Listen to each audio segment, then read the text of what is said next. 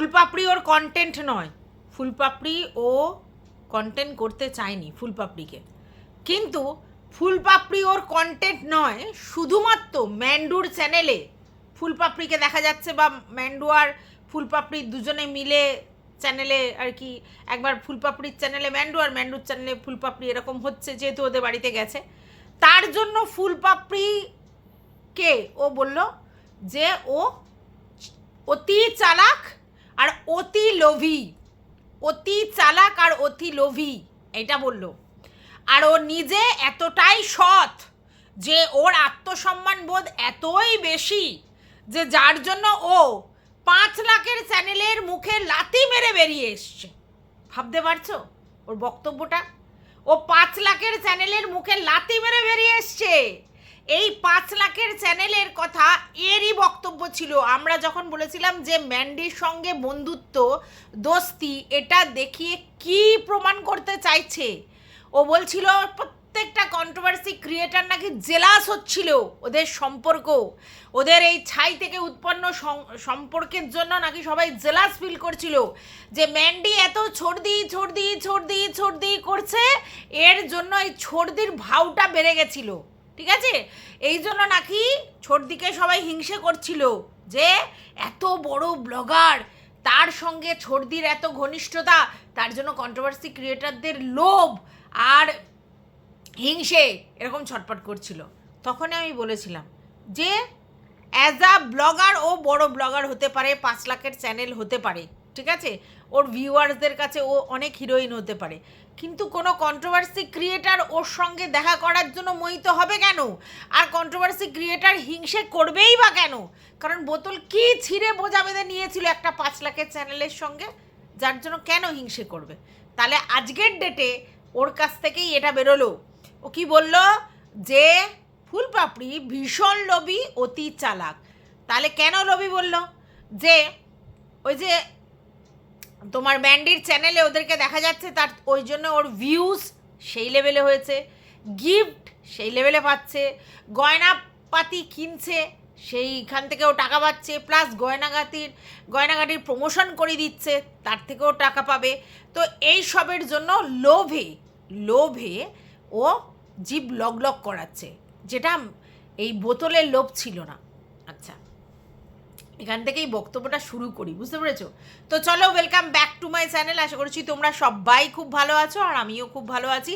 নতুন একটা ভিডিওর সাথে আমি রুনা লাইফস্টাইল থেকে। মাঝে মধ্যে না এমন হয়, একই কাজ করতে করতে করতে করতে আমরা ভীষণ বোর হয়ে যাই। ঠিক আছে, আমি তো খুব হই, একই কাজ করতে করতে বোর হয়ে যায়। মানে ধরো সকাল সন্ধে একইভাবে ডিসিপ্লিন ওয়াইজ কাজ করে যাচ্ছি, তারপর আমার যেন মনে হচ্ছে না, আমি আর এই কাজটা করব না। যেমন ধরো ব্রেকফাস্ট, ডিনার, লাঞ্চ এগুলো বানাতে বানাতে বানাতে বানাতে হঠাৎ করে মনে হচ্ছে না, কেনা খাবার খাবো, বাইরে থেকে কেনা খাবার খাবো, তারপরে হচ্ছে রেস্টুরেন্টে খাবো, অনলাইনে কিছু হোম ডেলিভারি করব, আমি আর রান্না করব না, এরকম হয়। তেমনি ভিডিও দিতে দিতেও আমার এরকম মাঝে মধ্যে মনে হয় দূর ভাল লাগছে না, একই জিনিস প্রতিদিন একঘেয়ে দেবো না, ভাল লাগছে না। তো এরকম মুড অফ আমার মাঝে মধ্যে হয়। আচ্ছা, তো সেটা গেল অন্য কথা। এবার চলে আসি যে ম্যান্ডি কোথাও কোনো জায়গায় গিয়ে স্যাটিসফাইড হয় না। যেখানেই ঘুরতে যায় 2 দিন খুব নাচন কথন করে, আর তারপরেই আশলিয়াত বেরিয়ে যায়, এবং তারপরেই মানে ওর বক্তব্য থাকে এই জায়গা ভালো না, ওটা ভালো না, সেটা ভালো না, বাড়িটাই ভালো। আচ্ছা, এবার একটা কথা বলি, ম্যান্ডিদের আমরা ঘুরতে যাওয়ার সময় দেখেছিলাম, সেখানেও দেখেছিলাম যে ম্যান্ডিরা অ্যাকচুয়ালি ঘুরতে যাওয়ার এলিমেন্ট নয়। মানে ঘুরবো, সমস্ত জিনিসগুলো আমরা দেখব, সব মানে পরিদর্শন করব, মানে বাইরে এসছি মানে পুরো উপভোগ করব, সেটা ম্যান্ডিদের মধ্যে নেই। ম্যান্ডিরা স্পেশালি হচ্ছে হোটেলে থাকতে, এন্টারটেন করতে, এনজয় করতে ভালোবাসে, ঘুরে বেড়াতে ভালোবাসে না। আর আমি তোমাদেরকে বলেছিলাম আমিও ওই মেন্টালিটি রাখি। আমার যে ঘুরতে গিয়ে যে সমস্ত জিনিস আমাকে এক্সপ্লোর করতে হবে, দেখতে হবে, বেড়াতে হবে, না, আমি ওরকম পারি না। আমার কীরকম বলো তো, ঘুরতে যাওয়া মানে এন্টারটেন। কীরকম এন্টারটেন? যে ভাই ঘুরতে যাব, চিল্ড, মানে বসে থাকবো, সুন্দর করে ঘর থেকে কিছু প্রাকৃতিক দৃশ্য দেখতে পাবো, হ্যাঁ কিছু সাইট সিন করবো, কিন্তু প্রাকৃতিক দৃশ্য বেশ ঘর থেকে অনুভব করবো, সে সমুদ্র হোক, পাহাড় হোক, ঠিক আছে, সুন্দর সুন্দর খাবার খাবো, ডিশ খাবো, হ্যাঁ সুন্দর করে চিকুপিকু করবো, বরের সঙ্গে রোম্যান্টিক সময় কাটাবো, আর মানে রিল্যাক্স ফিল করব, মেন্টাল স্ট্রেস পুরো দূরে রাখবো, নো ফোন, নো অন্য কিছু, একদম সময়টা ক্লোজলি কাটাবো, যেটা আমাদের বাড়িতে হয় না, এটা করবো। এর জন্য আমার ঘুরতে যাওয়া, ঘুরতে গিয়ে দুর্গম জায়গা দেখতে হবে, ওই এতখানি জিভ বের হয়ে যাবে কোথাও উঠতে গেলে। আমি দার্জিলিংয়েই উঠতে পারি না ভালো করে, মানে এত সিঁড়ি ফিরি আমার হাঁপানি হয়, মানে আমি উঠতে পারি না, আর অন্য জায়গা তো দূর কি বাদ, ঠিক আছে। তো সেই জন্য আমার ঘোরা মানে চিল করা, ঠিক আছে, আমার ঘোরা মানে সব কিছু দেখবো ঘুরবো ওরকম আমার অতটা ইন্টারেস্ট নেই। আমার মায়ের যেমনি খুব ছিল, ভোর 4টের সময় উঠে এটা যাবো ওটা যাবো সেটা যাবো, আমার হ্যাঁ ঘুমোবো, ঘুম কাতুরে রিল্যাক্স করবো, ভালো মন্দ খাবো, এরকম টাইপের, ঠিক আছে। তো এইবার কেন এই কথাটা বলছি, কারণ ম্যান্ডিদের আমরা দেখেছি ঘুরতে গিয়ে ঘোরার থেকে ওরা হোটেলে সময় কাটাচ্ছিল বেশি, জার্নি করতে ওরা পছন্দ করছিল না, সেই জন্য সবটাই ওদের খারাপ খারাপ লাগছিল। আর এখনও ওরা যেখানেই যায় সেখানে গিয়ে 2 দিন 3 দিন ওদের ভালো লাগে, তারপরেই ওদের আর কি বাড়ির টান আসে, ঠিক আছে। এবং ওদের ভালো লাগে না কেন না, এই যে জায়গাটা যেখানে গ্রাম গ্রাম করছিল, বেথুয়া বেথুয়া খুব সুন্দর গ্রাম ফার্ম করছিল, 2 দিন খুব বলছিল, তারপরে যখন আসার সময় তখন ওদের বক্তব্য যে ভাই আর ভাল লাগছে না, সেই আমাদের মতো পচা গরম। তো কথাটা হচ্ছে, আমি জানি না ওরা মানে রানাঘাটটা কতটা কীরকম কনজাস্টেড বা কী আমার জানা নেই, কলকাতা শহরে আসলে ওরা বুঝতে পারবে, ঠিক আছে, এটা কতটা কনজাস্টেড আর ওখানে কীরকম ব্যাপার। তো গরম হচ্ছে, যত বেশি গাড়ি চলাচল করে, যত বেশি প্রাকৃতিক জায়গা কম, তত বেশি গরম। এবার যে হারে গরম পড়েছে, এইবার যে হারে গরম পড়ছে, তো রানাঘাট হোক আর কলকাতা হোক আর ওদের বেথুয়া হোক, গরম তো সব জায়গায় গরমই লাগবে। হ্যাঁ, এখানে আরও বেশি লাগছে, ওখানে একটু কম লাগছে, কিন্তু গরম লাগবেই, কারণ সেই লেভেলের টেম্পারেচার।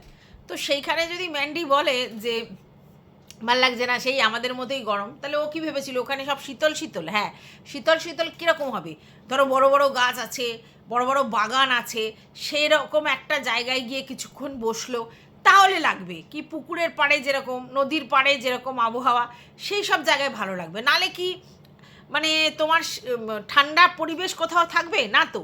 এবার আমরা এত এই এসিতে থেকে, ফ্যানে থেকে আমাদের অভ্যেস এত খারাপ হয়ে গেছে, প্রাকৃতিক জায়গাতেও আমরা বেশিক্ষণ থাকতে পারি না, আমাদের সাফোকেশন হয়, আমরা মনে হয় এসির মধ্যে থাকলেই আমাদের চিল ব্যাপারটা থাকবে। এটা হচ্ছে এসির ব্যাড হ্যাবিট, এসির ব্যাড হ্যাবিট, বুঝতে পেরেছ? আমি যদি 1 ঘন্টার জন্য বাইরে গিয়ে কিছু মার্কেটিং করতে যাই, এসে পড়ে আমার মনে হয় যে এসির মধ্যে ঢুকে কিছুক্ষণ নিজেকে শান্তি করি, এটা এসিতে থাকার ব্যাড হ্যাবিট, খুব বাজে অভ্যেস, খুব বাজে অভ্যেস, কিন্তু আমরা এই জিনিসটা করে ফেলেছি।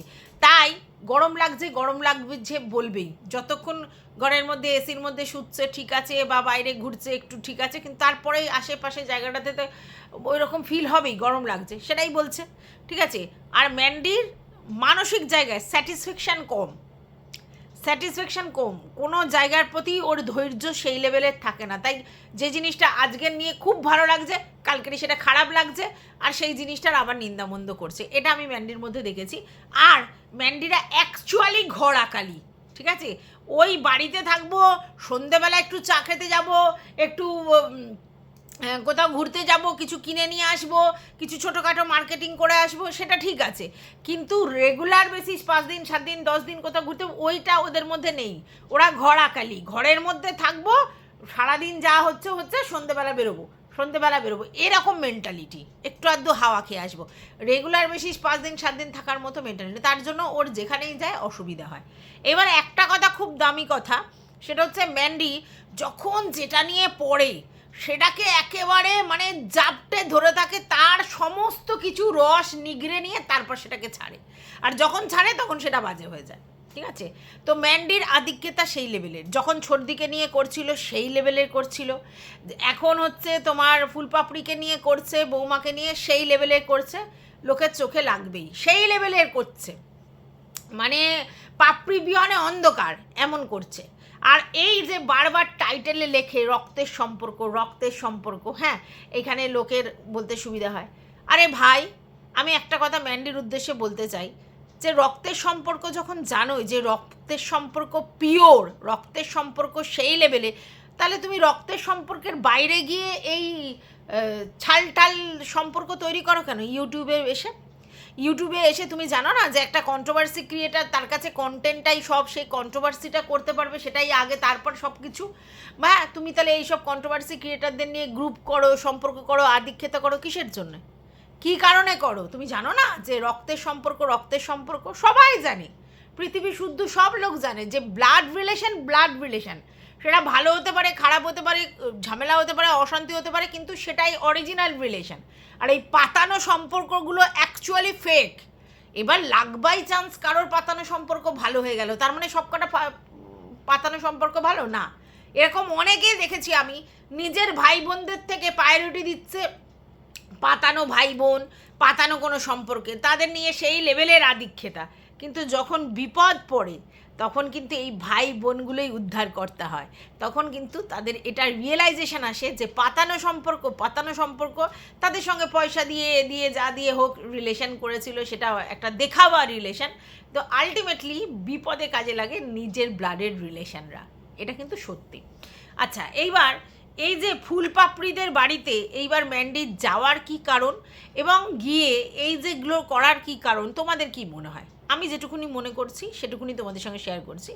দেখো, আমাদের কাছে কিন্তু এই খবরটা এসেছিল যে ম্যান্ডি ফুল পাপড়ির যে গয়না সেইটার সম্বন্ধে বলেছিল গ্রুপের মধ্যে যে ও প্রচুর দাম নেয়, ঠিক আছে, এটা কোনো বাজে কথা নয়, প্রচুর দাম নিলে বলেছে প্রচুর দাম নেয়, এটা বলেছে। এইবার এখান থেকে ওরা একটা রিগ্রেট ফিল হয়েছে, এটা গেল 1 নম্বর। দ্বিতীয় কথা হচ্ছে এই যে ওরা বেড়াতে যাওয়ার স্কিম করে প্রতি বছর এই সময়টা, এবং স্যান্ডি বলেও ছিল বেড়াতে যাওয়ার কথা, কিন্তু ম্যান্ডি এই মুহূর্তে স্যান্ডিকে একটা অ্যাপেল কিনে দিয়েছে, ঠিক আছে। তার আগে আমরা দেখেছি ঘর তৈরি করেছে, তারপরে দেখেছি আমরা তোমার চেন্নাই গেছে, তো বেশ কিছু লামসাম অ্যামাউন্ট করেই তো খরচা হয়েছে।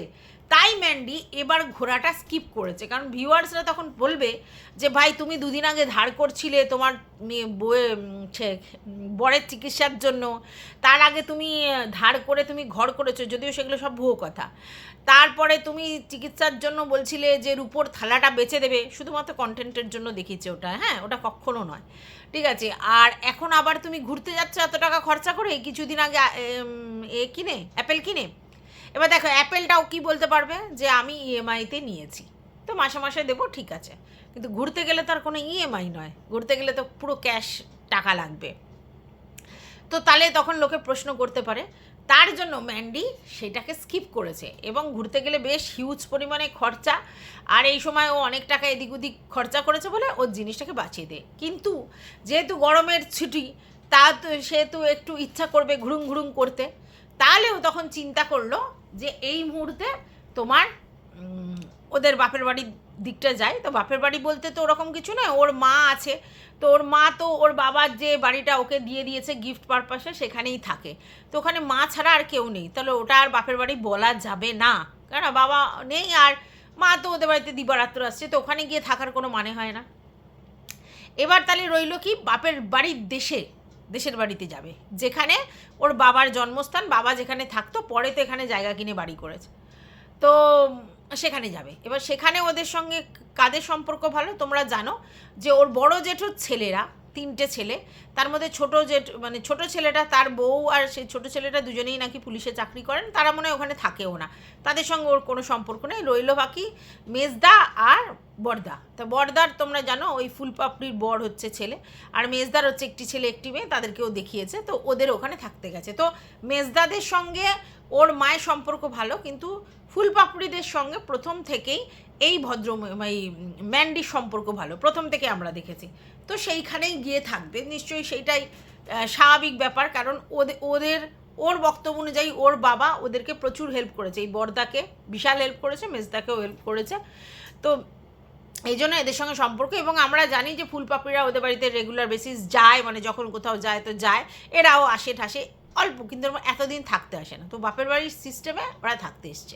এবার এই থাকার পিছনে অনেকগুলো কারণ আছে, এক তোর ওই জায়গার পয়সাটা বাঁচলো ঘুরতে বেড়াতে গেলে, দ্বিতীয় কথা হচ্ছে গরমের ছুটি একটু অন্যরকম কাটালো, তারপর তৃতীয় কথা হচ্ছে যেহেতু ফুলপাপড়ির ব্যাপারে, ব্যবসা সংক্রান্ত ব্যাপারে এরকম একটা কথা বলেছিল, তাই সে যে কোনো কারণেই ও নিজে একটা গিল্টি কনসাসে ভুগছিল, এবং সেই জায়গা থেকে ও কি করেছে, পাপড়ির চ্যানেলটাকে প্রমোট করতে এসেছে, চ্যানেলটাকে প্রমোট করতে এসছে, বিজনেসটাকে প্রমোট করতে এসছে, এটা করতে এসছে।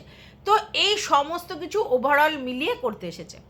আজকে যে ও বলছে, মানে এই বোতল বলছে যে পাপড়ি হচ্ছে ভীষণ চালাক আর লোভী, কারণ ওর চ্যানেল গ্রো হয়েছে, চ্যানেলে ভিউজ বেড়েছে এই সময়টা, আর হচ্ছে অনেক গিফট পেয়েছে। প্রথম কথা হচ্ছে গিফটের ভুকা আমরা সবাই, ও নিজেও প্রচুর গিফট ওই মেক্সিকো থেকে পেয়েছে। লজ্জা শরণ বলে ওর কিচ্ছু নেই, ও আবার বড় বড় লেকচার দেয়, হ্যাংলা কোথাকারে ও আবার অন্য লোককে বলে। তো যাই হোক, গিফট পেতে দেখো আমরা সবাই ভালোবাসি, ঠিক আছে। আর এটা বাস্তব, ম্যান্ডি যেমনি গিফট দিয়েছে, ওরাও কিন্তু ওদেরকে গিফট দিয়েছে, তাহলে শুধু একতরফা হয়নি। ওরা কিন্তু সমস্ত কিছু কিনে কিনে, ওদের তো এটা বিজনেস নয়, কিনে কিনে ওদের দিয়েছে। আর ম্যান্ডিরাও দিয়েছে, কিন্তু সেটা ব্যবসা থেকে মানে প্রথমে ইনভেস্ট করতে হয়নি, ওই টাকাগুলো ইনভেস্ট করার ছিল। তো গিফট দুজনেই দিয়েছে, তাহলে এই জায়গা থেকে লোভ বলা যায় না। তাহলে লোভ কোথা থেকে? হচ্ছে তোমার চ্যানেলের গ্রো। দেখো আমি দেখেছি ফুল পাপড়িরা কিন্তু খুব সুন্দর ভিডিও করে, আমার খুব ভালো লাগে, বাচ্চা মেয়েটাকে নিয়ে বেশ ভালো ভিডিও করে। তুলনামূলক ফুল পাপড়ির ভিউজ কিন্তু খুবই কম, খুবই কম, কারণ এই ফুল পাপড়ির চ্যানেলে কোনো কন্ট্রোভার্সি থাকে না। আর মানুষ তো জানো কন্ট্রোভার্সিয়াল জিনিস দেখতে ভালোবাসে, কিন্তু আমার সত্যি ওদের চ্যানেলের ভিডিও দেখতে ভালো লাগে। রোজ দেখা সম্ভব হয় না, কারণ ওদের তো আমি কন্টেন্ট করি না, আমি যাদের কন্টেন্ট করি তাদের ভিডিও দেখতে দেখতেই সময় চলে যায়। তবু ওদের ভিডিও আমি মাঝে মাঝে দেখে, আমার বাচ্চাটাকে খুব মিষ্টি লাগে। আর ফুল পাপড়ির শাশুড়িকে তো মানে আমি কি বলবো, সত্যি অমায়িক একটা ভদ্র মহিলা। আর যেমন গায়ের রং তেমন তার মুখের কাটিং, ছেলেটাও সেরকমই দেখতে হয়েছে। বৌমাটাও মিষ্টি, কিন্তু শাশুড়ি খুবই সুন্দরী। আর এই মানে এত অল্প বয়স, তার মধ্যে শাশুড়ি মানে ভাবা যায় না। তো তারপরে হচ্ছে রান্না বান্না সমস্ত দিক দিয়ে ভালো, তো ওদের ভিডিও দেখতে আমার ভালো লাগে। কিন্তু আমরা দেখেছি যেখানে কন্ট্রোভার্সির ছোঁয়া সেখানেই ভিডিওতে ভিউজ বেশি। ফুল পাপড়িদের চ্যানেলে কিন্তু যেই পরিমাণ ভিউজ হওয়ার কথা সেরকম হয় না, 4-5 হাজার 6 হাজার ভিডিওতে ভিউজ হয়। আমি না অবাক হয়ে যাই কেন এত কম হয়, ওরা কিন্তু সুন্দর ভিডিও করে, ঠিক আছে। তো সেখানে আমি ওদের ভিডিওতে কখনো দেখিনি মুখ গোমড়া পাপড়িকে, সব সময় এরকম সদা হাস্য মিষ্টি করেই তাকিয়ে হেসেই কথা বলে। তবু এই বোতল এত অসভ্য, বলছে যে একটু বেশি হেসে হেসে বেশি করে ভিডিও করেছে। না, ও সবসময় হাসে, তাহলে ওকে লোভী বলার কারণটা কি? চ্যানেলের ভিউজ। দেখো চ্যানেলের ভিউজ কে না চায়। আর এটা তো সত্যি যে ম্যান্ডি ওদের আত্মীয়, রিলেটিভ, এবং ম্যান্ডির সঙ্গে ওদের কিন্তু সম্পর্ক আছে, মানে আজ নতুন করে তৈরি করেছে এরকম নয়, আছে। ওরাও ওদের বাড়িতে যায়, ওরাও ওদের বাড়িতে যায়, তাহলে স্বাভাবিক ব্যাপার ওদের বাড়িতে এসে ম্যান্ডি থাকলে আর একটু ভিউজ হবে। কিন্তু যদি ম্যান্ডি বলে আমি তোদের বাড়িতে গিয়ে থাকবো, ওরা বলবে না, থাকবে না? বলবে? এই কথাটা কি মুখের উপর বলা যায়? নিশ্চয়ই না। তাহলে ও কোন জায়গা থেকে লোভটা দেখলো? বলছে যে ওর ভিউজটা বেড়েছে তার জন্য এই লোভ। আরে ম্যান্ডি থাকলে ওদের ভিউজ বাড়বেই, কারণ কিউরিসিটি মানুষের যে ম্যান্ডি কি করছে না করছে, তাতে এর লোভটা কোথা দিয়ে এলো বুঝতে পারলাম না। যাই হোক, এবার প্রমোশনের ব্যাপারটা, গয়নার প্রমোশন। দেখো এটা তো বাস্তব যে ম্যান্ডি যদি প্রমোশন করে দেয় ওই ফুলপাপড়ি চ্যানেলের মানে এই গয়নার এটাতে, তাহলে মানুষের কাছে পৌঁছাবে, বেশি লোকের কাছে পৌঁছবে। তারা কিনবে কি কিনবে না পরের কথা, কিন্তু লোকের কাছে পৌঁছবে যে ও গয়না বিজনেস করে আর এই রকম ভ্যারাইটি গয়না আছে। কারণ ভিউজটা ম্যান্ডির অনেক বেশি ফুলপাপড়ির থেকে, তাই জন্য ওর ভিডিও দেখে মোটামুটি ভিউজটা যাবে। আর তাতে কি হবে, মানুষের কাছে পৌঁছবে যে ও একটা গয়নার বিজনেস করে। তো এটা যদি কেউ কারোর জন্য করে দেয়, এর কেন ফাটছে? এ কেন ওকে লোভী বলছে? কারণ এই ইচ্ছেটা তো ওর ছিল। আমরা দেখেছি ম্যান্ডি কিন্তু ওর চ্যানেলের প্রমোশন করে দিয়েছে, ওর গয়নার প্রমোশন করেছে, ওর চ্যানেল। নির্লজ্জ বেহায়া মেয়ে, ও এখন বলছে ও লোভী। তাহলে তুই কি করেছিলিস? তোর তো গয়না প্রমোশন করে দিয়েছিল, তোর চ্যানেলে তো প্রমোশন করে দিয়েছিল।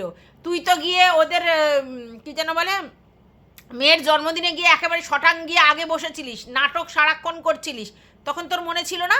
তোর চ্যানেলে প্রমোশন হয়নি ওগুলো? তোর চ্যানেল কেউ মানে প্রমোট করেনি ওগুলো? ওদের বাড়িতে গিয়ে মুখ ঢেকে যে যাদেরকে দেখিয়েছিলিস যে সেই খাওয়া, সেই চ্যানেলে প্রমোশন হয়নি তোর ব্লগ চ্যানেলে? আদিক্ষেতে এবার বলতে এসেছে যে এতে কিছু হবে না, রোজ রোজ চলবে না। হ্যাঁ একদম ঠিক।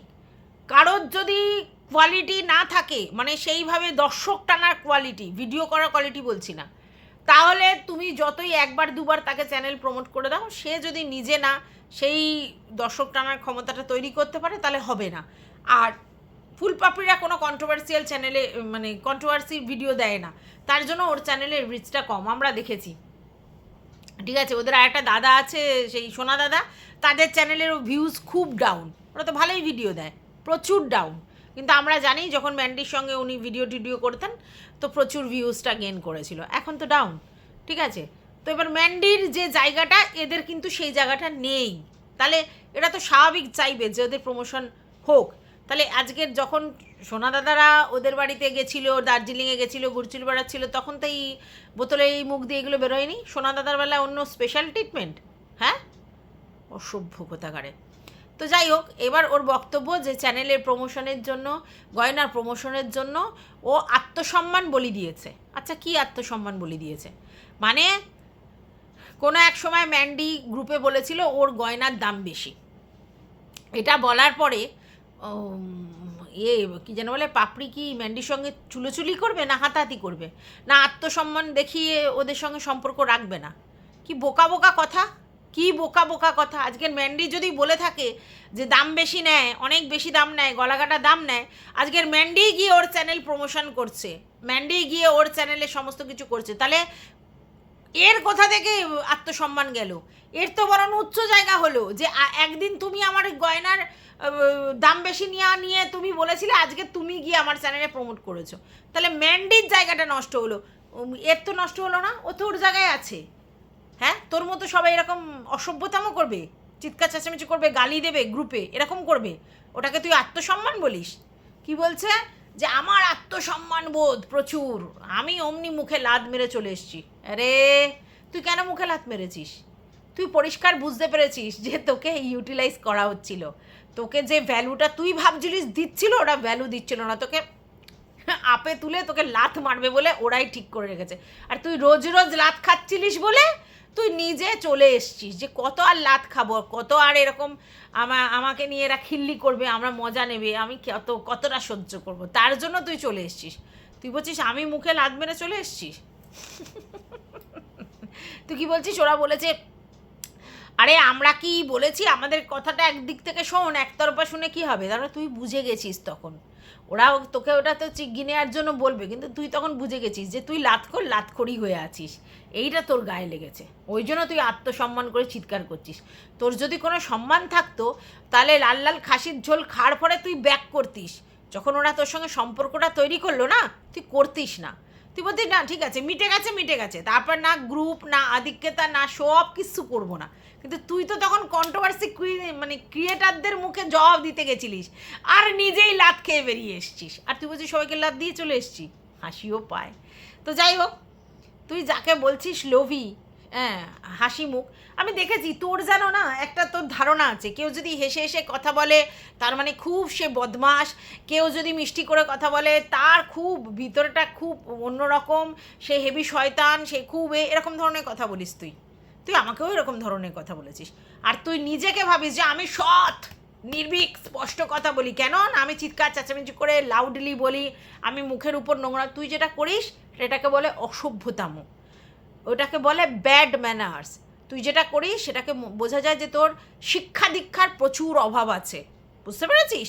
শিক্ষা দীক্ষা, বেসিক যে শিক্ষা দীক্ষা তোর প্রচুর অভাব আছে, আর তার জন্যই তুই এরকম ধরনের রিয়াকশান করিস। তোকে সত্যি কথা বলতে কোনো ভদ্র সমাজে না তোকে অ্যাকসেপ্ট করবে না, তুই যেভাবে কথাবার্তা বলিস, যেভাবে তোর ভাষা তুই চয়ন করিস, যেভাবে তোর সবার উপর যে একটা ক্ষোভ রাগ, এটা ফ্রাস্ট্রেশনের কারণে, সেটা দেখলে বোঝা যায়। অর্থাৎ তুই লেকচারটা মারিস না, ঠিক আছে? তোর এখন ফাটছে, কারণ এই প্রমোশনের সুযোগটা তুই একটা সময় নিয়েছিলিস, তুই তোর চ্যানেল ওর দ্বারা প্রমোট করতে একেবারে মুখিয়েছিলিস, ঠিক আছে? কিন্তু তারপর যখন তুই তোকে মানে সেই পুনর্মূষিকও ভগব করে দিয়েছে, বুঝেছিস তো? তোকে ইঁদুর থেকে বিড়াল, বিড়াল থেকে বাঘ করেছে, এবার বাঘ হতেই তুই সাধুকেই ফাঁক করে কামড়াতে গেছিস। মানে ম্যান্ডির কথা বলছি, যে তোকে ভ্যালু দিয়েছে দিদি সোনা দিদি করে, তুই এবার ফক করে তারই ব্যবসার মধ্যে হাত ঢোকাতে গেছিস, তখন সে পুনর্মূষিকভাব করে দিয়েছে, এবার তুই বলছিস আমি লাদ মেরে এসছি। আর তোর এখন ইরিটেশনটা এই কারণে, তুই এটা ভাবতে পারিস নি যে এরকম হবে। তো এখন তোর গয়নার প্রমোশন না করে ম্যান্ডি ওর গয়নার প্রমোশন করছে, সমস্ত কিছুর দিক থেকে ওর মানে সব রকমভাবে ওকে ফেসিলিটিস দিচ্ছে, যেটা তোর গাত্রদায়ের কারণ। বুঝতে পেরেছিস? আর তার জন্য তুই এই কথাটা বলছিস। তো যাই হোক, আমরা অনেক সময় বাড়ির লোকেদেরই অনেক পিএনপিসি করি। আমরা করি না? করি তো। ধরো আমি আমার বোনের কথা কোনো একজনকে বললাম, আবার তার কথা একে বললাম, এরকম তো করি।